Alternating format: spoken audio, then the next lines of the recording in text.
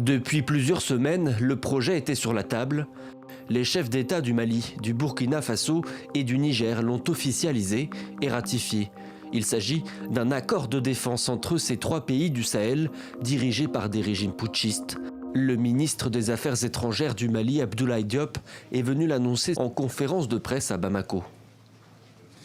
Par la présente charte, dénommée charte du Liptako-Gourma, les parties contractantes instituent entre elles l'Alliance des États du Sahel, en abrégé AES.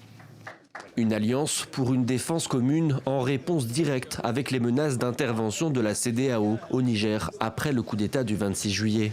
Sur le papier, l'accord devrait aussi concerner la lutte contre le terrorisme, mais les modalités de son fonctionnement restent encore floues. L'objectif visé par la charte est d'établir une architecture de défense collective et d'assistance mutuelle aux parties contractantes.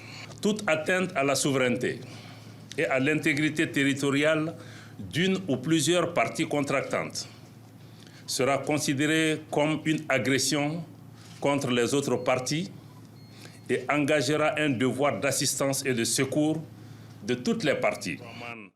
Un accord qui pourrait donc être activé en cas d'intervention des États d'Afrique de l'Ouest au Niger. Les forces armées de la CEDEAO sont toujours en alerte et pour le moment, aucune sortie de crise n'est en vue.